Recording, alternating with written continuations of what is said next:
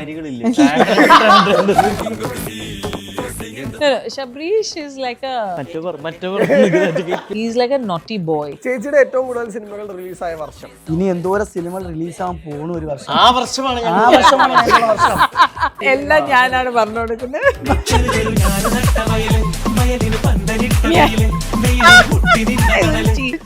ഒരു ഭയങ്കര ചീറ്ററാണ്. കൊള്ളാട്ടോ, നിങ്ങൾക്ക് പരസ്പരം നമുക്ക് ചീറ്റിംഗ് ചെയ്യാൻ അറിയാം. നമുക്ക് അങ്ങനെയാണ് നമ്മൾ ഇതുവരെയ്ക്ക് എത്തിയത്. അവൾക്ക് ഒരു നോർമൽ ലൈഫാണ് നമ്മൾ കൊടുക്കാൻ നോക്കുന്നത്. അപ്പൊ അവൾ വന്നു, അവൾക്ക് ചെയ്യാനുള്ള കാര്യങ്ങൾ അവൾ ചെയ്തു, അവൾ തന്നെ തീരുമാനിച്ചു. സോഷ്യൽ മീഡിയ ഒന്നും കണ്ടിട്ടേ ഇല്ല. 2 million ഫോളോവേഴ്സ് ഇൻസ്റ്റാഗ്രാം, അതൊക്കെ വെറുതെ. അതൊക്കെ ബോട്ട്സ് അല്ലേ? അപ്പൊ നിങ്ങൾ എന്റെ ഇൻസ്റ്റാഗ്രാമിലെല്ലാം കയറി നോക്കിയില്ലേ? ഞാൻ ഫോളോ ചെയ്യുന്നുണ്ട്. എന്നിട്ടാണോ ഇനി എന്താ ചോദിക്കാൻ പോണേ? ചോട്ടാം ബേക്കർ റിലീസിന് വന്നല്ലോ. ചോട്ടാമ്പേട്ട് ഡയറക്ടറിനെ വിളിക്കൂ, ഇങ്ങനെയും സിനിമ ചെയ്യും. അങ്ങനെ ഞാൻ പറഞ്ഞു എല്ലാം. Use me, abuse me, use me guys, use me, use me guys, use me. Hi hello viewers, welcome to our show untold with Ajin. ഇന്ന് നമ്മുടെ കൂടെ കുറച്ച് അൺടോൾഡ് സ്റ്റോറീസ് പറയാനുള്ളത്. We have the one and only Shweta Menon, Appani Sarath, Shabareesh Sharma and Aliya. So 4 പേർക്കും welcome. Thank you. ഇപ്പോ നിങ്ങളൊരു പടത്തിൽ അഭിനയിച്ചു, പ്രൊമോഷൻസിൽ ഭയങ്കര ആക്റ്റീവ് ആയിരിക്കുന്നു രാവിലെ മുതൽ. ശരിക്കും നിങ്ങൾ പരസ്പരം കാണുന്ന ഒരു ബെസ്റ്റ് ക്വാളിറ്റി എന്തായിരിക്കും? എന്നോടാണോ ചോദിക്കുന്നത്? ഇവര് രണ്ടുപേരിൽ നിന്നൊക്കെ എല്ലാവരും ഇൻഡിവിജ്വൽ ആയിട്ട്. ഞാൻ ആരെയും കണ്ടിട്ടില്ല. ഞാൻ ഇവർ 2 പേരുടെ കൂടെയാണ് വർക്ക് ചെയ്തത്. അപ്പാനീൻ്റെ എന്ന് പറഞ്ഞാൽ Appani is a very family oriented guy. അപ്പം കുറച്ചും കൂടി ലൈക്ക് എങ്ങനെ എനിക്ക് ബെറ്റർ ചെയ്യാൻ പറ്റും ഇൻ എവറി ആസ്പെക്ട്, എല്ലാ രീതിയിലും. പിന്നെ എന്താ പറയുക, കുറേ ചോദ്യങ്ങൾ ചോദിക്കും. ഭയങ്കര കുറച്ച് സ്വന്തം സെൽഫ് ഡൗട്ട് ഭയങ്കര ഉണ്ട്. സെൽഫ് ഡൗട്ട്, ശരിയാവോ, അത് ഓക്കെ ആണോ എന്നില്ല അറിയാം. പക്ഷെ ഒരു സെൽഫ് ആദ്യം ഒരു ഫുൾ കൺഫ്യൂഷനിലാണ്ടാവുക. ECG പോലെയാ, യുനോ. അപ്പോൾ അങ്ങനെ. അപ്പോൾ അതാണ് ശബരീഷ് എന്ന് പറഞ്ഞാൽ ഹീസ് ലൈക്ക് നോ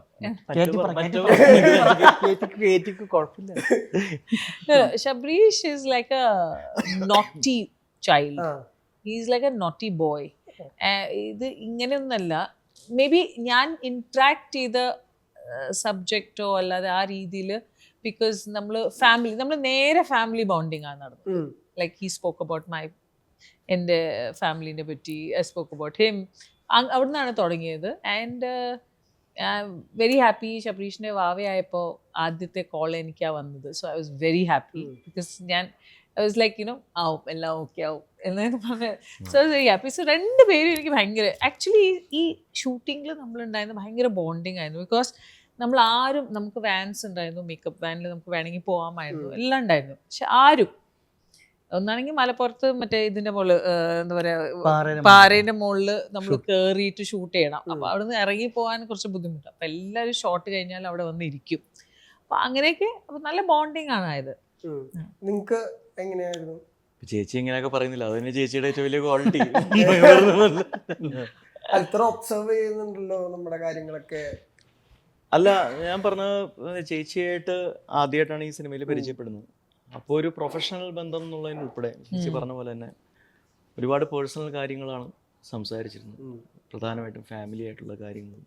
അതെന്തുകൊണ്ടാണ് അങ്ങനെ തോന്നിയെന്നുള്ള എനിക്ക് ഇപ്പോഴും പറഞ്ഞു ചെയ്തു. എന്തുകൊണ്ടാണ് ഞാൻ ചേച്ചീൻ്റെ അടുത്ത് ഇത് സംസാരിക്കാൻ എനിക്ക് മനസ്സിലാവില്ല.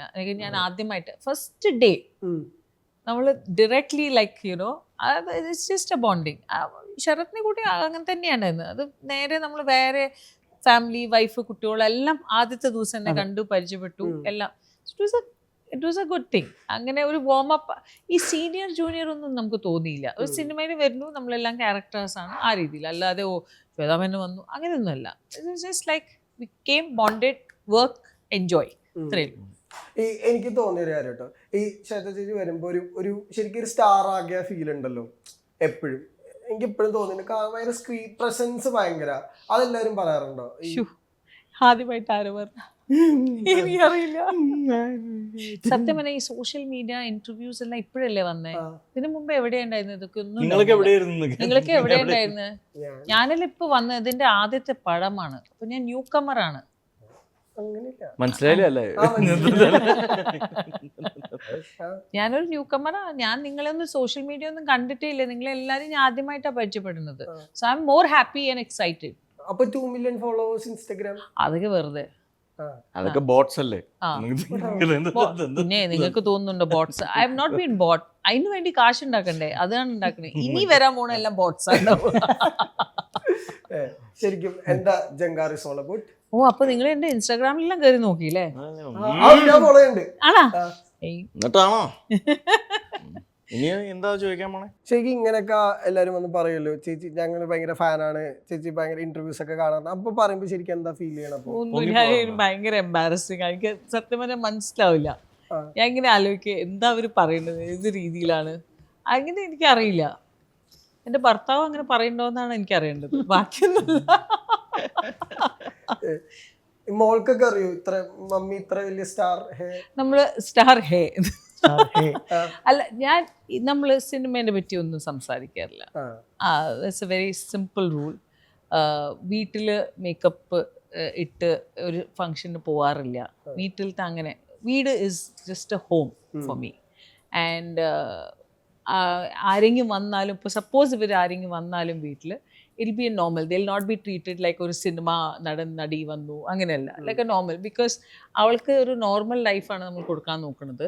ആൻഡ് എനിക്ക് തോന്നുന്നു ഏറ്റവും ജാസ്തി മാഗസീൻ കവേഴ്സിൽ വന്ന ഒരു കുഞ്ഞാണ് അവള്. അപ്പോൾ അവൾ തന്നെയാണ് തീരുമാനിച്ചത് when she was around 4 that അമ്മ നോ മോർ ക്യാമറ എന്ന്. അപ്പോൾ അവൾ വന്നു, അവൾക്ക് ചെയ്യാനുള്ള കാര്യങ്ങൾ അവൾ ചെയ്തു. അവൾ തന്നെ തീരുമാനിച്ചു അമ്മ നോ മോർ ക്യാമറ. നമ്മളത് റെസ്പെക്ട് ചെയ്തു. And I respect her because അവൾ ഒരു ഇൻഡിവിജ്വലാണ്. ചെറുതാണെങ്കിലും വലുതാണെങ്കിലും age is not the thing. I respect her because respect ഉണ്ടാകുമ്പോൾ ഞാൻ അവൾക്ക് റെസ്പെക്ട് കൊടുക്കുന്നതുകൊണ്ടാണ് അവൾ എനിക്ക് റെസ്പെക്ട് ചെയ്യുന്നത്. ഞാൻ അമ്മ അത് it's a something which she has to accept. പക്ഷെ അതല്ലാതെ അതുപരി I respect her for her individual തീരുമാനങ്ങൾ. അങ്ങനെ. ഓക്കെ, ഞാൻ ഒരു ചെറിയ റൗണ്ട് ഉണ്ട്. ഇറ്റ്സ് ലൈക്ക് നിങ്ങൾ ഇത്രയും ഭയങ്കര കട്ട ചങ്സ് ഒക്കെ ആണല്ലോ. അപ്പോ ഞാൻ ഒരാളെ പറ്റി ചോദ്യങ്ങൾ മറ്റു 3 പേരോടും ചോദിക്കും. അപ്പൊ ആൻസർ പറയണം. Let's start with Shweta ma'am. Okay, Shweta Menon പാട്ട് പാടിയ ഒരു സിനിമ. ആരോട് ചോദിക്കണം? നിങ്ങളോ 3 പേരോട്? ആർക്കും ആൻസർ പറയാം. പിന്നണി. പിന്നണി. പനിയായിട്ട് ബന്ധപ്പെട്ട ഒരു സിനിമ. പനിയായിട്ട് ബന്ധപ്പെട്ട പനിയായിട്ട് ബന്ധപ്പെട്ട പേരുള്ള ഒരു സിനിമയാണ്. പനിയായിട്ട് ബന്ധപ്പെട്ടുള്ള ഇത് മറ്റേ പടം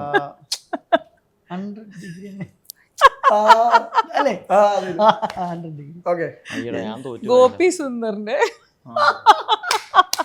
ഏതാ പാട്ട്? ഏത് പാട്ട്?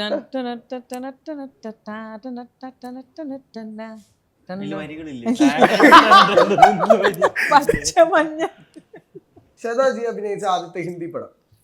ഇഷ്ക്. ചേച്ചിയുടെ എത്രാമത്തെ സിനിമയാണ് ജങ്കാർ? ഓയ്യോ, അത് എനിക്ക് തന്നെ അറിയില്ല. 46. 46? 46ഒന്നുമല്ല, മോർ ദാൻ 100. അയ്യോ, അത് സെഞ്ചുറി അടിച്ചിരുന്നു. അറിയില്ല.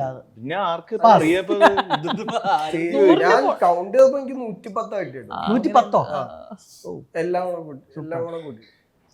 Okay, in 30 very bad score. Okay, salt and പെപ്പറിൽ ചേച്ചിയുടെ കഥാപാത്രത്തിന്റെ പേര്? ഇപ്പൊ ഞാൻ പറഞ്ഞില്ലേ ഇതിന്റെ മുമ്പ് ഇവിടെ ഇരുന്നിട്ട്?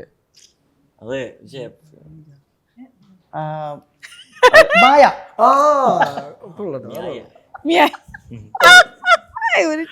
ഒരു ഭയങ്കര ചീറ്ററാ. Full copy.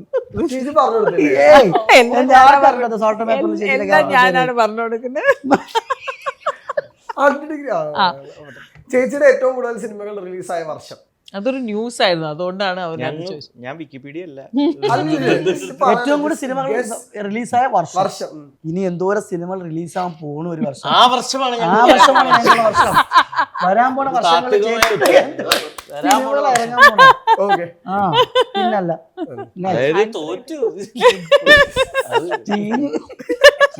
എന്നാലും കുഴപ്പമില്ല, ഇത് ആവശ്യമാണ്. ഓക്കെ, ഇനി ശബരീഷിനെ കുറിച്ച് 2-3 ചോദ്യങ്ങളുണ്ട്. ഒരു ഹിന്ദി പടത്തിന്റെ മലയാളം ഡബ്ഡ് വേർഷനിൽ ശബരീഷ് ഇപ്പൊ പറഞ്ഞോളൂ.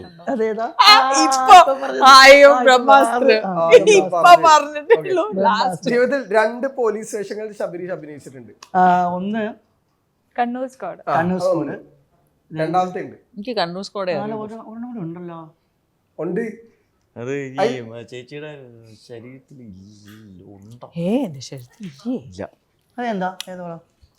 ഇതാണ് എന്ത് കളർ? ചില കല്യാണങ്ങൾക്ക് ഉപയോഗിക്കുന്ന വളരെ പ്രശസ്തമായ ഒരു ലോഹത്തിന്റെ ആംഗലേയ ഗോൾഡ്. Gold gold. ഗോൾഡ് ഒരു ആസിഫ് അലി സിനിമയിൽ, ഒരു ആസിഫ് അലിയുടെ ഭയങ്കര ഹിറ്റ് സിനിമയിൽ പാട്ടുകളും എഴുതിയിട്ടുണ്ട്. അത് ഏതാണ് ആ സിനിമ? എന്റെ ക്ലാസ്മേറ്റ് മ്യൂസിക് ഡയറക്ടർ ചെയ്ത പടമാണ്. അവനിപ്പോ ഭയങ്കര ഹിറ്റുമാണ്. ഏതേത്? എന്റെ ക്ലാസ്മേറ്റ് ആണ് എന്റെ മ്യൂസിക് ഡയറക്ടർ. ആ മ്യൂസിക് ഡയറക്ടർ ഇന്ന് വലിയ ഹിറ്റായി നിൽക്കുന്ന മ്യൂസിക് ഡയറക്ടർ. പഴയ പടാ? കുറച്ച് പഴയ പടം. 3-4 വർഷമായി എന്തായാലും. കറക്റ്റ്. മന്ദാരം പറഞ്ഞു.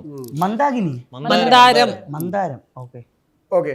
ഒരു പ്രമുഖ ഫുട്ബോൾ ക്ലബിന്റെ പ്രൊമോ സോങ് എഴുതിയതാ? എഴുതിയത് ഐ ഡോണ്ട് നോ. അതായത് ഇന്ത്യയിലെ ആ ISL ഏറ്റവും ഫാൻസ് ഉള്ള ക്ലബ്ബ്. ഇനി ISL വരെ പറഞ്ഞു തന്നു. ഞാൻ ഫുട്ബോൾ ഇവർക്ക് ഫുട്ബോൾ ഒന്നും അറിഞ്ഞൂടാ. ഇതൊക്കെ മലപ്പുറത്ത് പോയി ഞാണ്ടല്ലോ. എന്നാലും പറ. എടാ കേരള ബ്ലാസ്റ്റേഴ്സിന്റെ കേരള ബ്ലാസ്റ്റേഴ്സ് പട്ട പട്ട പട്ട പട്ട പട്ട പട്ട അത് എഴുതിയല്ല പാടിയത്. പാടി ആ പാട്ട്. ഇനി അപ്പാൻ ചേട്ടൻ എന്റെ ക്വസ്റ്റ്യൻ ഇവരെ ആൻസർ അല്ലേ? ഇവരെ ആൻസർ പറഞ്ഞേ. ഓക്കെ. അപ്പാനി ശരത്തിന്റെ SSLC ബുക്കിലെ പേര്? പേരോ? ശരത് അപ്പാനി അല്ല, ശരത് കുമാർ. ശരത് കുമാർ. അങ്ങനെ ഞാനല്ലേ SSLC ബുക്ക്. ഓക്കെ. ഒരു യൂണിവേഴ്സിറ്റിയിലെ PG ആണ് അപ്പാനി ശരത്ത് പഠിച്ചത്. ആ PG കോഴ്സ് ഏതായിരുന്നു? അത് ഭയങ്കര സിമിലർ ടു സിനിമയാണ്. നാടകം. ഇതും എന്താ പറഞ്ഞേ? കാലടി സർവകലാശാലയിൽ കാലടി സർവകലാശാലയിൽ എന്ത് പഠിച്ചു? കാലടിയിൽ മാത്രം അറിയുള്ളൂ. എന്ത് പഠിച്ചു? ശങ്കര കോളേജിൽ പഠിച്ചത് നാടകത്തിന്റെ അല്ലേ? ഡ്രാമ. അതാ ചോദിച്ചത്. ഞാൻ പറഞ്ഞില്ലേ നാടകം. ഓക്കെ. സൈമ അവാർഡ് കിട്ടിയ സിനിമ? അത് പിന്നെ അങ്കമാലിയുടെ പിന്നല്ല വേറെ ഏതിൽ കിട്ടാൻ? വിജയ് ഫാനായി അഭിനയിച്ച സിനിമ? വിജയ് ഫാൻ. ജിമിക്ക് കമൽ. വിജയുടെ ഒരു പടം ഉണ്ട്. വിജയുടെ ഒരു പടം ഉണ്ട്. എനിക്കറിയാം, പക്ഷെ ഞാൻ പറയില്ല. എന്ത് സൈമൺ? അല്ല അവനൊന്നും പറഞ്ഞ അതില് വിജയ് ഫാനായിട്ടാണ്. പോക്കിരി സൈമണിന്റെ വായിൽ വന്നു, പക്ഷെ സണ്ണിയെ ഓർമ്മ വന്നു. അത് കൊള്ളാം. അതിൽ അഭിനയിച്ച് എന്നെ ഓർമ്മ വന്നില്ല. സണ്ണി അഭിനയിക്കാൻ പോണ കാര്യം എടുത്ത് പറഞ്ഞായിരുന്നു. നമുക്ക് ചീറ്റിംഗ് ചെയ്യാൻ അറിയാം. നമുക്ക് അങ്ങനെയാണ് നമ്മൾ ഇതുവരെയ്ക്ക് എത്തിയത്. നമ്മൾ അങ്ങനെയൊന്നുമില്ല. എല്ലാരും അങ്ങോട്ടും ഇങ്ങോട്ടും ഹെൽപ്പ് ചെയ്തത്. ഞാൻ കറക്റ്റ് ഉത്തരം പറഞ്ഞായിരുന്നു. ആ കുട്ടി മാത്രമേ പഠിച്ചിട്ടുള്ളൂ. നമ്മൾ മാത്രം 3 കോപ്പി ചോദ്യം നേരത്തെ കൊടുത്തായിരുന്നു. അറിവുള്ള ഒരാള്. അതുകൊണ്ട് നമുക്ക് വി ആർ നോട്ട് ഫ്രണ്ട്സ്. അറിഞ്ഞാനോ എന്ത് പഠിക്കാൻ? ഓ അങ്ങനെ. ഞാൻ BCom ഫസ്റ്റ് ക്ലാസ്സാ. ഞാനും രാംദാസും CAD രാംദാസും ഞാൻ ഫസ്റ്റ് ക്ലാസ്സാ. I am an average student. ഞാൻ കോപ്പി ചെയ്യാറുണ്ടായിരുന്നു. ബിറ്റൊന്നല്ല. ഞാൻ എന്റെ ഫ്രണ്ട് നമ്മൾ 3 പെണ്ണുങ്ങളാണ്. നമ്മളിപ്പോ ഒരു ഹോളിഡേ പോയിട്ട് വന്നു. ഡോക്ടർ ഉഷ, ഷെരീന. അവൾ ഇവിടുന്ന് എഴുതിയിട്ട് ഇവിടെ വെക്കും.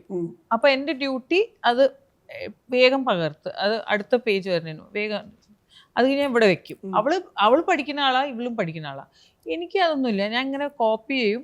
അപ്പൊ അവൾ എന്നോട് പറയും നീ എന്തെങ്കിലും തെറ്റെഴുതണം. അപ്പൊ എന്റെ ദൗത്യം എന്താ ഉണ്ടായിരുന്നു? തെറ്റെഴുതണം.